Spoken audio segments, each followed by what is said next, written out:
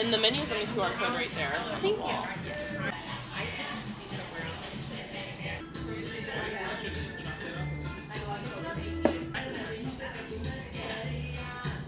So I just lived through something that is going to affect me for the rest of my life. And so instead of recording this in May, how I wanted to, I'm recording it June 1st. And unfortunately for me, I'm not feeling very gay, foodie, fun, fresh. But I'll figure it out. I already know what I want. I'm gonna get the pollo fresco burrito, the corn, the street corn off the cob, and then I'm gonna get almond little chocolate. Shaking like crazy, and I'm trying not to, and I am not looking forward to editing this video for that reason. I'm hoping that the shaking reduces tremendously in the future, so we'll see. I'm hoping for the best, for sure. Are you all set? Yeah. Okay, we actually don't have much chicken right now. Let's do cauliflower instead. Sure. It's really good. Okay. Probably. I'm not going to disclose what the traumatic event that happened to me that has me shaking. I am going to read what I felt was my most valuable lesson for the month of May. I think I want to start stream consciousness style. I emotionally was not doing well. I was feeling very lonely and unimportant to the people who mattered most to me. And logically, I know it's not true. I know that if I call up any of my friends, they are happy to give me their time and so appreciative of my friendship, of our friendship. But for some reason, I just couldn't shake the fact that I didn't mean anything to anyone. And what I wanted was basically for any person to just check in on me. That's all I wanted. I let all my friends know that I just want you to just hit me up and be like, I hope you're doing well. That would mean so much to me. And with letting all of my friends know that, minus a few because they were going through their own situations. Only one person followed up, and that was after I had my public meltdown. Thank you so much. I can put up a picture of what I said on my story. But long story short, I said I wasn't doing well, and I'm grateful that I am not in an emotional state where I feel my life should be over. My exact words, I'm pretty sure, were something along the lines of like, I'm so grateful I'm not suicidal. And that garnered a lot of responses from people who I've never spoken to, from people who I haven't spoken to in years, and so many people letting me know that like if I ever needed to talk, I can go to them, which is like, okay, I'm done talking. I've had conversations with my friends, if you read through anything that I posted, and I appreciate people trying to make me feel better, but it really hurt that the call to action of that post was to go tell someone you love that you love them. Go tell someone you miss that you miss them. And the fact that people were just like, well, you can talk to me. You missed the entire point of that post. And it made me feel as if people are performative with their actions and they want to know that they are a good person. And simply just extending a hand out is them believing that they're good people. I'm not going to strip them of that, but it definitely hurt a lot that the post prior to me posting my meltdown were both of me being like, I need a little extra love right now. And the following post, I posted that I'm sad and my mom bought me a cake. And so many people interacted with that post, but nobody checked in to make sure that I was okay. And so I cried for help twice, one more directly than the other, but still directly. And it was a response where I'm just like, go tell someone you miss and love that you miss and love them, that people are just like, well, I'm here for you. And it's like, no, you're not. You haven't been. And it made me realize how when people say that social media is fake, I don't personally believe it's fake because of the people who post. I personally believe it's fake because of how people, not just what they post, but how people use interaction. Like personally, I'm liking things that I genuinely like, that I find funny. I'm swiping up and responding to people. I'm that person who really puts an effort to show that like what you're posting isn't just out into the void. And I ask for help chronically on my feed and people aren't there for me.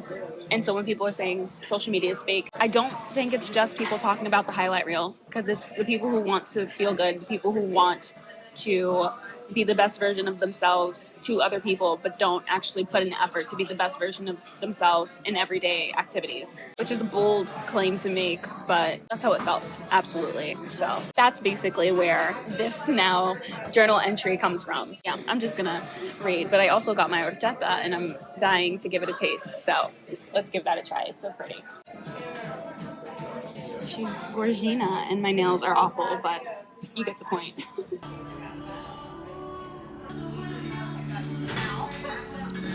I want to read through this journal entry before my food comes out. So let's give this a shot. Thank you. This month I felt the loneliest I have in a while. Lonely and unimportant.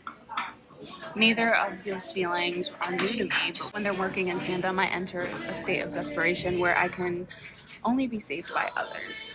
I've let my friends know the actions they can do to make me feel better, and no one was there for me. I am aware that people are busy and are going through their own turmoil, but I also am aware that I don't ask for much as a friend. I asked that people check in on me as I wasn't doing well, and if they did schedule a time to talk or meet with me and miss that time, that they message me after to at least acknowledge that they do think of me, even if they forgot we were even meant to meet. People offered to have meals with me, people have scheduled to have phone calls with me, and those people miss the time we scheduled for each other, and they never followed up.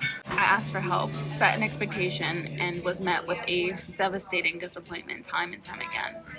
I needed people to be there for me, and I was failed. Luckily and gratefully, I know that I'd get better.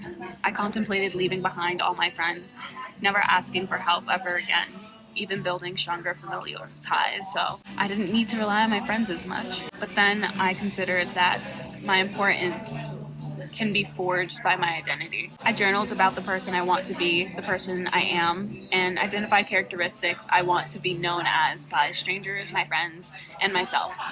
And I found that I already have most of those characteristics. I identified the actions I can take to ensure that the person I am is represented by my actions.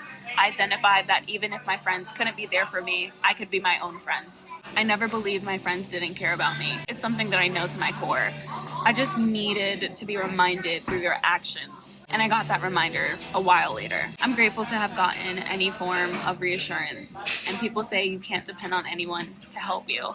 But I learned that help doesn't always come exactly when you need it. On my Instagram story, I said, tell someone you love them and tell them you miss them. And I carry this advice for me forever. And I hope to live by this quote on a daily basis. Some people don't know how to ask for help. So be the person who offers kindness and the reminder to those you love that they are loved. Less people should say that you can only count on yourself. And that'll only happen if we start helping each other and loving each other always, not just when we're in need. I hope that people agree with me and can be that person for their loved ones, but I'm happy my loved ones have me. And even when I need them more than they need me. I don't even know if that really makes sense. It was stream of consciousness. They're all stream of consciousness, but I'm happy with that. But my food's here. So we have the horchata, which is settled a little bit. Pollo fresco burrito, but they don't have chicken, so it's with cauliflower. And the esquite. Oh my god. Esquites? It's a corn with cheese, and everything here is vegan.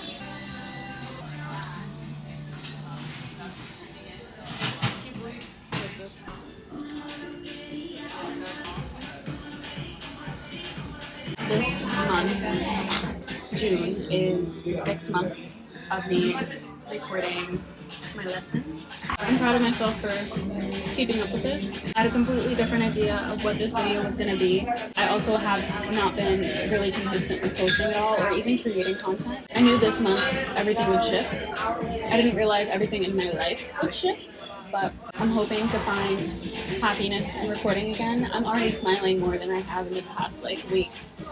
Just recording this video, so I'm pretty hopeful for that, and I'm excited. I think I can really lean into creation as an outlet for everything that I have going on in my life, and I'm hoping that it'll bring me so much immense joy that well, maybe it's not a good idea to make this my coping mechanism, but if that's what it needs to be to get me through until I can handle my emotions, then that's what it needs to be. It's not healthy, but that's where I'm at right now.